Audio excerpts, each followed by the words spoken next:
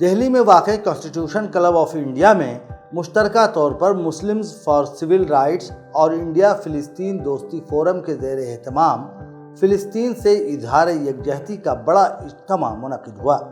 اس اجتماع میں سیاسی رہنماؤں، سفیروں، سابق وزراء، ارکان پارلیمان، ماہرین تعلیم، طلباء اور شہری کارکنوں کی بڑی تعداد شریک ہوئی۔ ایران کے سفیر ڈاکٹر ایراج الہی نے اسرائیل سے جنگ بندی کی خبروں کو بے بنیاد قرار دیتے ہوئے کہا کہ جنگ بندی کی اپیل اسرائیل کی جانب سے آئی تھی۔ ایران کا رد عمل حکمت پر مبنی اور تدریجی تھا، جو 10ویں دن کے بعد مزید مؤثر ہوا۔ ان کا کہنا تھا کہ فلسطینی مزاحمت ان کا اندرونی معاملہ ہے، ایران صرف روحانی اور انسانی بنیادوں پر ان کا ساتھ دے رہا ہے۔ ساتھ ہی انہوں نے کہا کہ عالمی برادری فلسطین، غزہ اور حتیٰ کہ ایران کے ساتھ بھی انصاف کرنے میں ناکام رہی ہے۔ سابق مرکزی وزیر سلمان خورشید نے اجتماع کی صدارت کرتے ہوئے فلسطین اور ایران سے یکجہتی کا اظہار کیا۔ انہوں نے بھارت کی تاریخی پالیسیوں کی یاد دہانی کرائی اور موجودہ خاموشی کو ذہنی کشمکش کا نتیجہ قرار دیا۔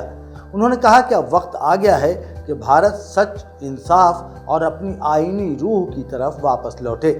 سابق وزیر منی شنکر ایّر نے بھارت کی خاموشی پر شدید تنقید کی۔ انہوں نے یاد دلایا کہ 1947 میں نہرو کی قیادت میں بھارت نے فلسطین کی تقسیم کی مخالفت کی تھی اور یہ موقف آج بھی زندہ رکھا جانا چاہیے۔ سابق لیفٹیننٹ گورنر نجیب جنگ نے فلسطینی المیہ کو ہولوکاسٹ سے بدتر قرار دیا۔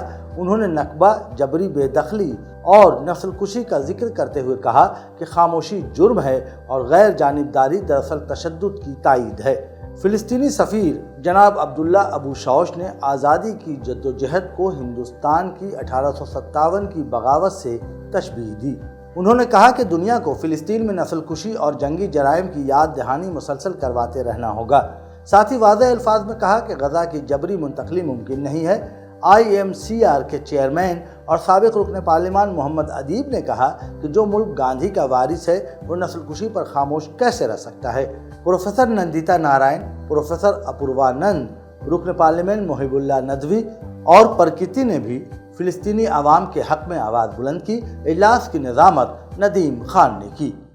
حسن مدینہ ٹورز اینڈ ٹریولز برسوں سے حجاج اکرام کی خدمت میں مصروف۔ بھروسہ آپ کا، خدمت ہماری۔